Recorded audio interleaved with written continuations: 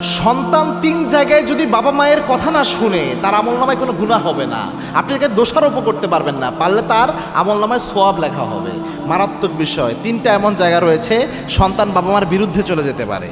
তার মধ্যে এক নাম্বার হচ্ছে এমন যে কোনো সন্তান প্রাপ্তবয়স্ক হয়েছে, এখন বিয়ের সময়, এই বিয়ের সময়ে তার আব্বা কোনো মেয়েকে এমন করলো যে ঘুষ খায়, সুদ খায়, হারাম খায়, এরকম কোনো ব্যক্তি যার মধ্যে দিন নাই, ইসলাম নাই, এরকম ব্যক্তির সাথে তার বিয়ে দিয়ে দিতে যাচ্ছে, এরকম ব্যক্তির সাথে তার জীবন সঙ্গী তাকে বানাই দিতে যাচ্ছে, কিন্তু সে চাচ্ছে একজন দিনদার ছেলে সে বিয়ে করবে, যেখান থেকে এনে দেখ কিন্তু দিনদার এনে দেখ, এমনটা সে চাচ্ছে।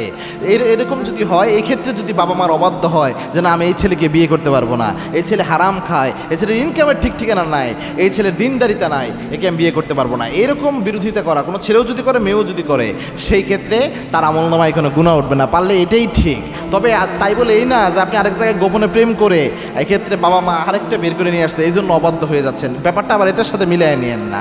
এই ক্ষেত্রে যদি এমন হয় ওই ছেলেটা আপনার পছন্দ না হলে এমনি তো আপনি বলতে পারেন, এটা তো ইসলাম আপনাকে অধিকার দিয়েছে, আপনার তো পছন্দ হতে হবে, মানে বিয়ের জন্য দেখে পছন্দ হতে হবে, এই অধিকার ইসলাম আপনাকে দিয়েছে, এটা তো জোরাজোরি নাই। বাট আপনি অবাধ্যই হয়ে যেতে পারবেন যদি বাবা মা হারাম ইনকাম করে বা একদম দিনহীন কোনো ছেলের সাথে আপনাকে বিয়ে দিতে চায়, যেটা আপনি কোনোভাবে মেনে নিতে পারছেন না। দুই নাম্বার, যদি এমন হয় কোনো আব্বা আম্মা কোনো ফরজ বিধান বা মৌলিক বিধান মানতে নিষেধ করে, এক্ষেত্রে অবাধ্য হবে সন্তান। যেমন বললো যে পর্দা করা দরকার নাই, কি পর্দা করিস এখনই, পর্দা পরে করিস, সমস্যা নাই, মুখ বাঁধা দরকার নাই, এরকম কথাবার্তা বললো, এগুলো শুনবে না একজন মেয়ে, সে অস্বীকার করবে, কোনো সমস্যা নেই। ছেলের ক্ষেত্রে বললো এই তুই কি দাঁড়িয়ে রাখিস, তুই কি ইউসুফ জুলিখার বিয়ে খাবি নাকি, এখনই কেন দাঁড়িয়ে রাখিস, আগে তো দাঁড়িয়ে রাখলে পরে একটা ট্যাগ দেওয়া হতো।